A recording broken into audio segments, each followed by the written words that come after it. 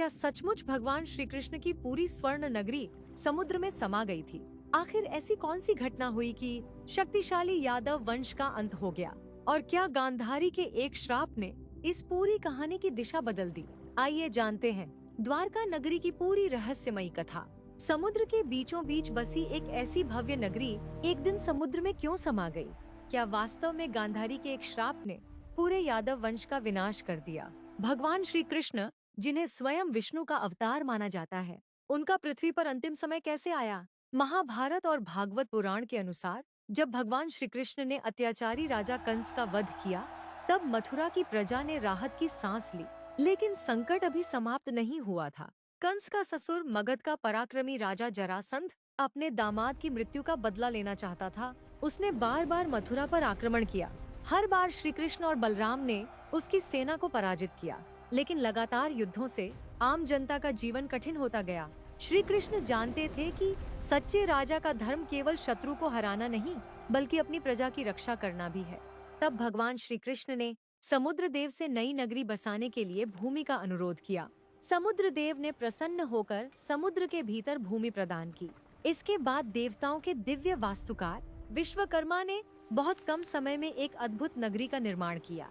कहा जाता है कि द्वारका में ऊंचे महल, विशाल द्वार, चौड़ी सड़कें, सुंदर उद्यान, सरोवर और भव्य मंदिर थे।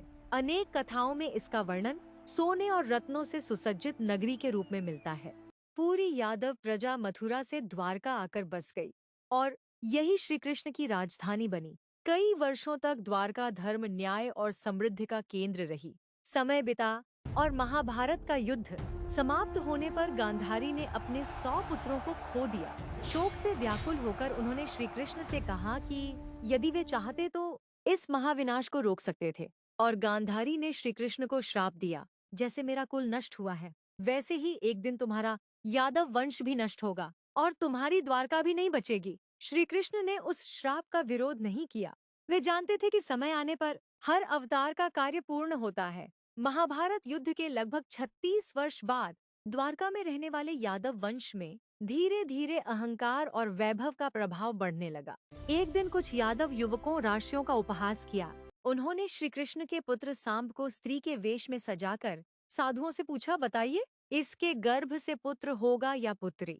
साधु ने अपनी दिव्य दृष्टि से सब समझ लिया। उन्होंने क्रोधित होकर श्राप दिया, इसके गर्भ से लोहे का एक मूसल उत्पन्न होगा और वही पूरे यादव वंश के विनाश का कारण बनेगा। कुछ समय बाद श्राप के अनुसार वैसा ही हुआ। मूसल को नष्ट करने के लिए उसे पीसकर समुद्र में फेंक दिया गया। उसके कण समुद्र तट पर उगी ऐरक घास में समा गए। वही ऐरक घास उखाड़कर एक दूसरे पर प्रहार करना शुरू कर दिया। आश्चर्य की बात यह थी कि वह घास लोहे के समान कठोर हो गई थी। देखते ही देखते भाई ने भाई पर और मित्र ने मित्र पर प्रहार किया।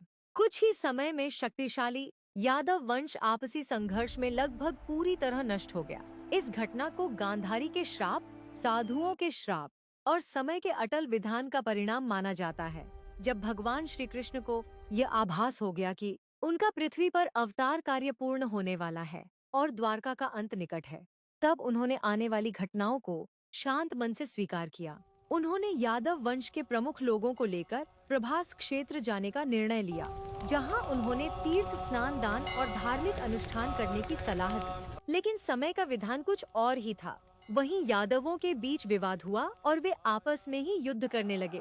भगवान श्री कृष्ण ने उन्हें रोकने का प्रयास किया, किंतु नियति को टाला नहीं जा सका। देखते ही देखते पूरा यादव वंश नष्ट हो गया। पौराणिक मान्यता के अनुसार बलराम ने योगबल से अपना शरीर त्याग दिया। तब भगवान श्री कृष्ण एक शांत वन में गए और एक पीपल के वृक्ष के नीचे ध्यान मग्न होकर बैठ गए। उसी समय जरा नामक एक शिकारी ने दूर से उनके चरण को हिरण समझकर बाण चला दिया। पास आने पर उसे अपनी भूल का पता चला और वह क्षमा मांगने लगा। भगवान श्री कृष्ण ने उसे क्षमा करते हुए कहा कि जो कुछ हुआ वह समय और ईश्वर की इच्छा के अनुसार हुआ है। इसके बाद उन्होंने अपना पृथ्वी अवतार पूर्ण किया। श्री कृष्ण के पृथ्वी से प्रस्थान के बाद धीरे धीरे समुद्र की प्रचंड लहरों ने द्वारका नगरी को अपनी गहराइयों में समा लिया। लेकिन श्री कृष्ण आज भी श्रीमद् भगवत गीता के प्रत्येक श्लोक में और करोड़ों भक्तों की अटूट श्रद्धा में सदैव जीवित हैं। युग बदल गए, लेकिन श्री कृष्ण का संदेश अमर है।